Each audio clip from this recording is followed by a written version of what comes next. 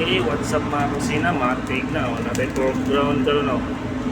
Ubi na ito ni for 45 minutes. Matik na. Tapos natay isda. Marinated sa garlic soy sauce.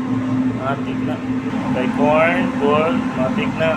Ito nga is dito tagkan, calamaris. Matik na. Luto na guys. So, matik na. Okay, matik na guys. Oh. Clear na to.